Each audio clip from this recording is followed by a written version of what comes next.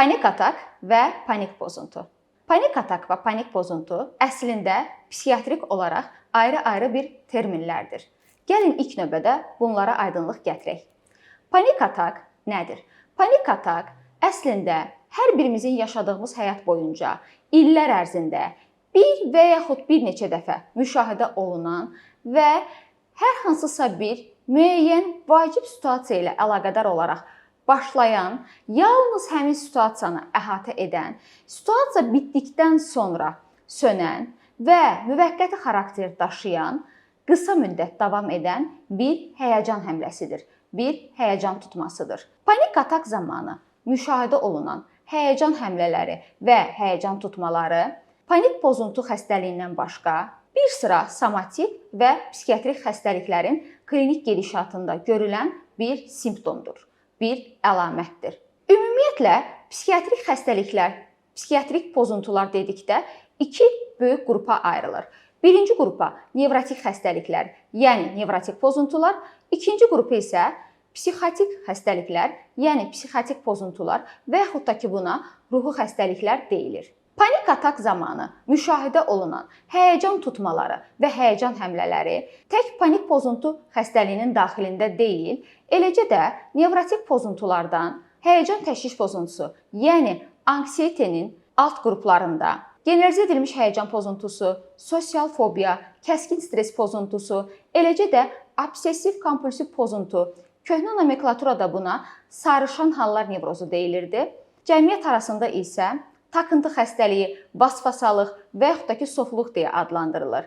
Eyni zamanda dissosiativ konversiyon pozuntu və depressiv epizod zamanı müşahidə oluna bilər. Psixiatrik xəstəliklərdən, psixopozuntulardan, yəni ruhi xəstəliklərdən daha detallı desək, kliniki gedişatı zamanı psixozlar müşahidə olunan xəstəliklər, şizofreniya, bipolar affektiv pozuntu, doğumdan sonraki psixozun kliniki gedişatının ilkin etaplarında, yəni prodromal əlamət kimi, başlanğıc əlamət kimi görülən həyəcan həmlələri və həyəcan tutmaları bəzən yeniyetməlik çağında müşahidə olunan reaksiyalarla səhv salına bilər. Həyəcan həmlələri və həyəcan tutmaları somatik xəstəliklərin klinik gedişatının həm başlanğıc, həm də gecikmiş mərhələlərində müşahidə oluna bilər. Bunlara, məsələn, nevroloji xəstəliklərdən dağınıq skleroz, tənəffüs sistemi, yəni ağciyər xəstəliklərindən, vərəm xəstəliyi, bronxial asma, kardiovaskülər xəstəliklərdən, açıq ürək əməliyyatından sonra,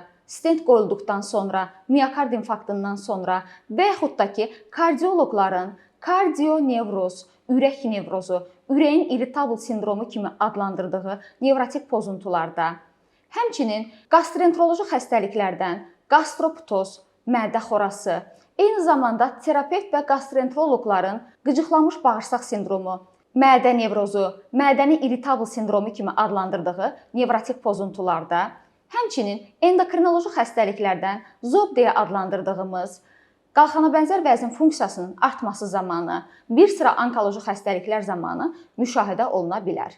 Bəs panik pozuntu nədir? Panik pozuntu və panik atak zamanı hər ikisində həyəcan həmlələri və həyəcan tutmaları müşahidə olunur.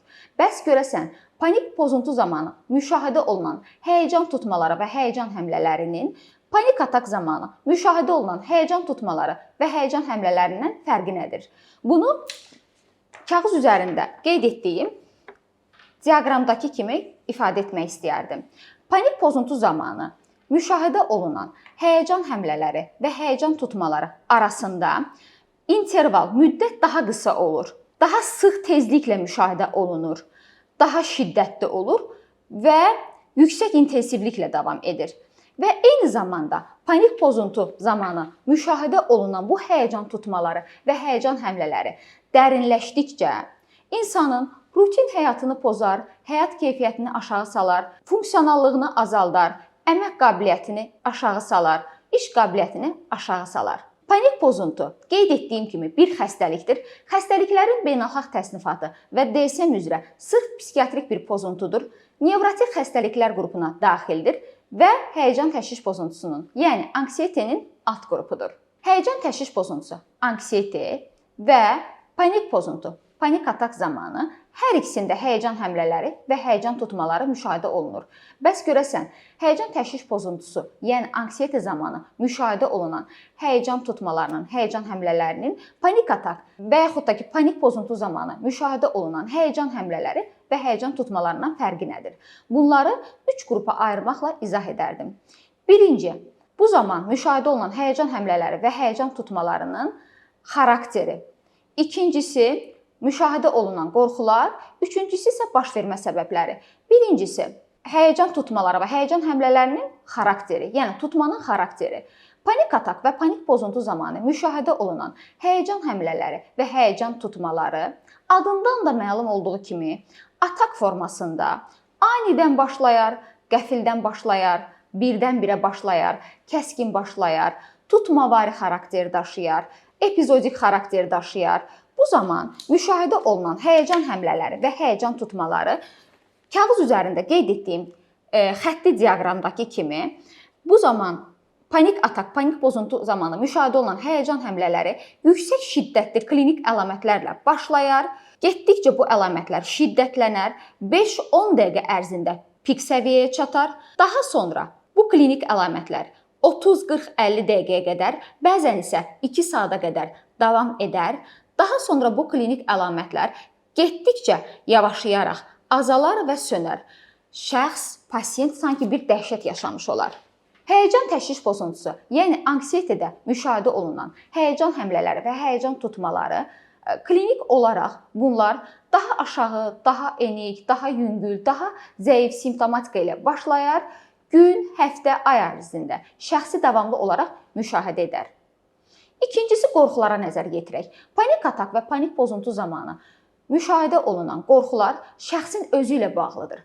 Şəxsin öz bədəninə qarşı bir narsistik yatırım olur. Şəxsin sağlamlığı ilə bağlı olaraq qorxular yaranmağa başlayır. Şəxs hər hansısa bir ağır xəstəliyə düçar olacağı, biabır olacağı, dəli olacağı, ağlını itirəcəyi, bayılacağı, kontrolunu itirəcəyi, yıxılacağı, huşunu itirəcəyi, eyni zamanda beyninə qan sızacağı, iflic olacağı, insult keçirəcəyi, infarkt keçirəcəyi və yaxud da ki, hər hansısa bir ağır infeksiyon və yaxud da ki, virus xəstəliyinə yoluxacağı, xərçəng olacağı və yaxud da öləcəyi qorxuları yaranmağa başlayır.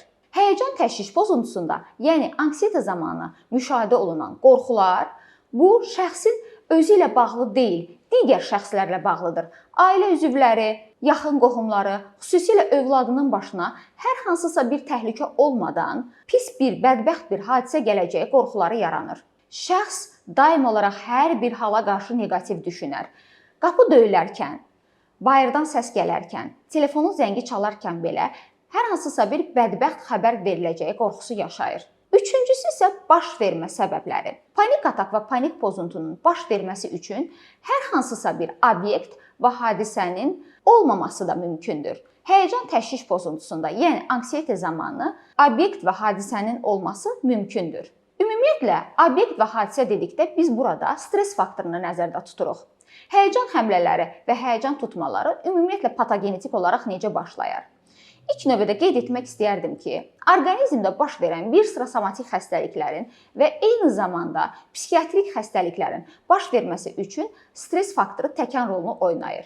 Şəxs əgər nə vaxtsa bir stres keçirdibsə, həmin bu stres faktoru beyində qabaqaltı mərkəzlərdə toplanıb qalır və hər hansısa bir tətikləyici, qıcıqlandırıcı faktor olduqda sanki bir şərait yaranır və yenidən üzə çıxmış olur. Bəzən isə həyəcan həmlələri və həyəcan tutmaları anidən olur. Məsəl üçün, gecə yuxusu zamanı yatarkən, vanna otağında, yuyunarkən, televizora baxarkən, kinoya baxarkən, telefonla danışarkən, yemək yeyərkən və yaxud da ki, sükan arxasında, təyyarədə uçarkən, metroda və yaxud da ki, avtobusda baş verə bilər. Panik atak və panik pozuntu zamanı beyində hansı neyrofizioloji və neyrokimyəvi dəyişikliklər gedir? Gəlin indi isə bunlara nəzər yetirək. Biz bildiyimiz kimi beynimiz bir neçə paydan ibarətdir. Beynimizin gicgah payı, yəni temporal payın içəri səthində, hipokampusun dərhal önündə 2 ədəd, yəni cüt, bildiyimiz badam formasında qorxu mərkəzi yerləşir. Buna amigdala deyilir. Orqanizmdə və ətraf mühitdə hər hansısa bir həyəcanlı, qorxulu, təşvişli, təlaşlı, gərgin, narahat bir vəziyyət yarandıqda, hadisə baş verdikdə, bu zaman qorxu mərkəzi, yəni amigdala tətiklənir, qıcıqlanır və amigdala bir beyin üçün siqnal rolunu oynayır. Bu zaman həmin bu təhlükəli vəziyyətlə bağlı olaraq məlumat talamusdan hipotalamusa ötürülür. Hipotalamus orqanizmdə endokrin və sinir sistemləri arasında əlaqə yaradan bir mərkəzdir. Hipotalamusda olan həmin bu məlumat bu zaman böyrəklərin üst hissəsində cüt olaraq yerləşən şlyapa formasında olan böyrəküstü vəziyə ötürülür və böyrəküstü vəzidən bu zaman kortizol və adrenalin sintez olunur. Adrenalin yüksək miqdarda qana sintez olunur. Adrenalin bir neyrotransmitterdir. Adrenalin orqanizm üçün bir alarmdır, bir siqnaldır. Orqanizmdə təhlükəli vəziyyət yarandıqda adrenalin qaç, qov, yürüşə keç, hücuma keç, fəaliyyətə keç anlamına gəlir. Və orqanizmdə həmçinin avtonom, yəni veqetativ sinir sistemi vardır. Bu sinir sistemi də özü iki hissəyə bölünür. Simpatik və parasimpatik. Simpatik sinir sisteminin də fəaliyyəti bu zaman artır və qana adrenalin miqdarı artır və nəticədə orqanizmdə bir sıra reaksiyalar sürətlənmiş olur. Panik atak və panik pozuntunun kliniki gedişatı zamanı hansı əlamətlər müşahidə olunur? Gəlin bunlara nəzər yetirək. Neyrofizioloji və neyrokimyəvi olaraq dəyişikliklər fonunda bu zaman beynin ön bölgəsinə, yəni ön payına qan axını sürətləndiyi üçün alın payının, yəni frontal lobun bu zaman funksiyaları pozulur. Nəticə etibarilə alın payının icra etdiyi funksiyalar dəyişilir. Yəni bu zaman şəxsin qərar vermə, planlama, idarə etmə, duyğu, düşüncə və davranışların diqqətin sürdürülməsi, konsentrasiya olunması pozulur. Ümumiyyətlə bildiyimiz kimi norma daxilində həyəcan hissinin olması diqqətin davam etdirilməsində müsbət təsir göstərir. Lakin həyəcan hissinin normadan artıq olması zamanı bu zaman şəxs diqqətini toplamaqda, diqqətini cəmləməkdə çətinlik çəkir. Mühitə, kənar şəxslərə adaptasiya olunmaqda, konsentrasiya olunmaqda çətinlik çəkir. Nəticə etibarilə şəxsin diqqət dağınıqlığı, diqqət defisiti formalaşır. Şəxsin bu zaman akademik bacarıqları aşağı düşür. Anlama, qavrama, yadda saxlama problemləri yaranmış olur. Baş verən həyəcan, qorxu, təşviş, təlaş, gərginlik, narahatlıq fonunda orqanizmdə bir sıra reaksiyalar sürətlənmiş olur.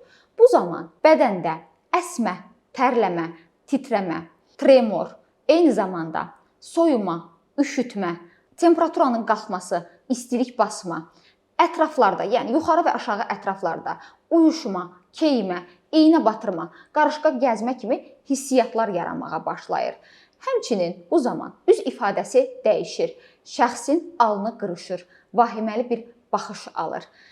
Göz bəbəkləri genişlənir, göz alması bərəlir, üzü qızarır, rəngi avazıyır. Baş ağrıları, baş gicəllənmə, başda sıxılma müşahidə oluna bilir. Orqanizmdə ağrılar yaranmağa başlayır.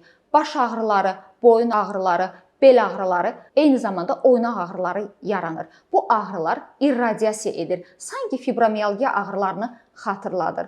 Ağrılar yanma, sancma, batma, göynəmə, dartma şəklində olur. Ağrılar adətən sol kürəyə, sol çiyinə, sol qola irradiasiya etdiyi üçün stenokardiya ağrılarını xatırladır. Buna görə də şəxs infarkt olacağı qorxuları yaşayır. Şəxs dəli olacağı, ağlını itirəcəyi, bayılacağı, huşunu itirəcəyi, yıxılacağı, kontrolunu itirəcəyi, eyni zamanda beyninə qan sızacağı, iflic olacağı, insult olacağı qorxuları yaşamış olur. Bütün bunların fonunda şəxsin nitqi titrəyir, bəzən kəkəlir, bəzən isə nitq tamamilə kəsilə bilər. Ürək damar sistemi tərəfindən pozuntular yaranmağa başlayır. Ürək sürətli vurmağa başlayır. Ürək vurğularının sayı artır, nəbz sürətlənir, tezləşir, qan damarları sıxılır, arterial təzyiq artır.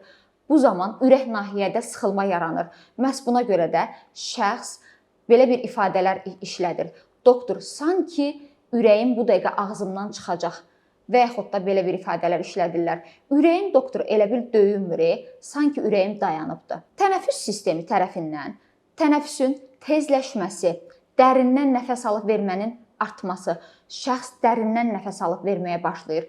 Dərindən nəfəs alıb verdikcə nəfəs darlığı yaranır, tənəffüs çətinləşir. Nəticə etibarilə şəxs boğulacağı qorxular yaranmağa başlayır və məhz buna görə də bu hallarda panik atakı olan pasiyentlər, panik pozuntusu olan pasiyentlər yemək yeyərkən qarşılarına 1 stakan su qoyarlar. Yeməyi su vasitəsilə udarlar. Mədə-bağırsaq sistemi tərəfindən də pozuntu yaranmağa başlayır. Bu zaman ağızda quruluq, boğazda şişmə, sanki boğazda hər hansısa bir maneənin qalması, udqunmada çətinlik, həmçinin mədə nahiyəsində yanma, göynəmə halları müşahidə olunur və eyni zamanda qarın nahiyədə ağrılar, ürək bulanma, qusma, qarının köpməsi, şişməsi, bağırsağın irritabl, qıcıqlanmış vəziyyətdə fəaliyyət göstərməsi, nəticə etibarilə bəzən diareya və bəzən isə qəbizliklə nəticələnən halın yaranması müşahidə olunur. Qeyd etdiyim bu klinik əlamətlər yüksək şiddətli simptomatika ilə 5-10 dəqiqə ərzində pik həddə çatır. Daha sonra bu klinik əlamətlər 30, 40, 50 dəqiqə, bəzən 2 saata qədər davam edir və daha sonra isə getdikcə yavaşlayaraq azalır və sönür. Şəxs sanki bir dəhşət yaşayır. Panik atak və panik pozuntu dərinləşdikcə, xronikləşdikcə, müəyyən müddətdən sonra şəxsin yuxusu pozulur. Şəxs yuxuya keçməkdə çətinlik çəkir. Yuxu ərəfəsində, yuxuya keçdikdən sonra belə şəxs həyəcan, qorxu, təşviş, təlaş, narahatlıq, gərginlik fonunda yuxudan oyanır. Nəticədə şəxs yenidən yuxuya keçməkdə çətinlik çəkir. Narahat olan gecə yuxusu fonunda şəxs səhər yatağından belə qalxdıqda çətinlik çəkir. Daha sonralar şəxsin cinsi fəaliyyəti aşağı düşür, cinsəl zəiflik yaranır, erkən boşalma problemləri yaranır. Qidalanması zəifləyir, şəxsin qidalanması azalır, şəxsdə çəki itkisi yaranmağa başlayır. Müəyyən müddətdən sonra bütün bu klinik əlamətlər şəxsdə depressiv epizodun yaranmasına səbəb olur. Şəxsin zövq alması azalır. Biz buna anhedoniya deyirik. Enerji potensialı enir. Biz buna avalüsiya deyirik. Lakin uzun müddətli müalicə olunmayan panik pozuntu dərinləşdikcə, əgər arterial təzyiq uzun müddətli yüksəlirsə və ürək nahiyədə sıxılmalar uzun müddətli davam edirsə və bu sonuçda miokard infarktına gətirib çıxara bilər və yaxud da ki, uzun müddətli insulin rezistentliyin, insulin direncinin olması şəkərli diabetə səbəb ola bilər və yaxud da ki, mədə bağırsağın uzun müddətli qıcıqlanmış, irritabl vəziyyətdə fəaliyyət göstərməsi mədə xorasına yol aça bilər. Panik atak və panik pozuntu zamanı özümüzə ilkin yardımı necə göstərə bilərik? Əgər siz təksinizsə, yanınızda köməkçi bir vasitəniz yoxdursa, xəstəxanadan, təcili tibbi yardımdan, həkimdən uzaqdasınızsa, əlacısız vəziyyətdəsinizsə nə edə bilərik? Çünki bildiyimiz kimi panik ataklı pasiyentlər öz evlərinin təcili tibbi yardımı, xəstəxananın yanında olmasını istəyərlər və eyni zamanda səyahətə gedəndə özləri ilə torbalarda dərmanlar götürərlər. Əgər əlacısız vəziyyətdəsinizsə, bu iki üsuldan istifadə edə bilərsiniz. Birinci üsulda burnumuzdan dərindən nəfəs alırıq. Çalışırıq ki, tənəffüsümüz döş tipli olsun. Bu şəkildə. Və həmin nəfəsimizi 3-5 saniyə saxlayırıq. Daha sonra nəfəsimiz ağızdan qarın tipli olmaqla asta-asta verməyə başlayırıq. Bu şəkildə. Və bunu bir neçə dəfə təkrarlamış oluruq. Bu zaman sizin baş verəcək olan həyəcan həmlələriniz və həyəcan tutmalarınızın qarşısı alınacaqdır. Çünki hər dəfə nəfəs alıb verdikcə beyində panik atak və panik pozuntu zamanı oksigenin miqdarı artdığı üçün və bir xətalı vəziyyətin olduğu üçün biz nəfəs alıb verdikcə beyində karbon dioksidin miqdarı artmış olur və karbon dioksidlə oksigen balanslaşmış olur və nəticədə xətalı vəziyyət aradan qalxdığı barədə beyinə məlumat verilmiş olur. İkinci üsulda isə əgər siz yol gedirsinizsə və nəsə yemisiniz, maşında kağız və yaxud da ki bir salafan torbanız var. Bu üsuldan istifadə edə bilərik və hal-hazırda biz salafan torbadan istifadə edəcəyik. Salafan torbanı götürürük və salafan torbanı o şəkildə tuturuq ki, bu zaman bu salafan torba sizin burnunuzun və ağız nahiyəsini qapatmış olsun və salafan torbaya sürətli olaraq nəfəs alıb verməyə başlayırıq bu şəkildə. Və Qapanmış olduqca bu salafan torbaya nəfəs alıb verdikcə salafan torbada karbon dioksidin miqdarı artır. Bayaq qeyd etdiyim kimi panik atak və panik pozuntuda beyində oksigenin miqdarı artdığı üçün beyin bir həyəcanlı vəziyyətdən məlumat verir. Salafan torbada karbon dioksid artdıqca biz içəriyə karbon dioksidi veririk və nəticədə beyində olan oksigenlə karbon dioksidin miqdarı balanslaşmış olur və həyəcanlı vəziyyət, həyəcanlı tutma aradan qalxmış olur. Və bunu gün ərzində bir neçə dəfə təkrarlamaqla görüləcək olan həyəcan həmlələrinin və həyəcan tutmalarının qarşısı alınacaqdır. Lakin qeyd etdiyim hər iki üsul bu yalnız çox nadir hallarda görüləcək panik atak üçün məsləhət görülür. Əgər panik atak tutmaları tezləşirsə, sizin həyat keyfiyyətinizə mənfi təsir göstərirsə, bu zaman mütləq şəkildə həkim-psixiatra müraciət etməlisiniz. Panik atak və panik pozuntunun müalicəsi. Müalicəsində iki üsuldan istifadə olunur. Birincisi psixoterapiya, ikincisi farmakoterapiya, yəni dərman müalicəsi. Psixoterapiyada koqnitiv davranış terapiyası və psixodinamik psixoterapiyadan istifadə edilir. Dərman müalicəsi, farmakoterapiya dedikdə ilk növbədə burada antidepressantlardan istifadə olunur. Antidepressantlar sözündə depressiya ifadəsi olduğuna görə bəzən şəxslər elə bilirlər ki, antidepressantlar yalnız depressiya xəstəliyinin müalicəsində istifadə olunur. Qeyd etmək istəyərdim ki, antidepressantlar bir sıra psixiatrik xəstəliklərin, yəni nevrotik pozuntular qrupuna aid olan obsessiv-kompulsiv pozuntu, həyəcan təşviş pozuntusu, yəni anksiyetə, dissosiativ konversiyon pozuntu, konversiyon pozuntu, tik xəstəliyi, Tourette sindromu və digər pozuntular zamanı istifadə oluna bilər. Psixotik xəstəliklərin isə, yəni ruh xəstəliklərin isə artıq remisiya mərhələsində və yaxud da ki, kəskinliyin azaldığı dövrdə, depressiv bir fon formalaşdıqda istifadə oluna bilər.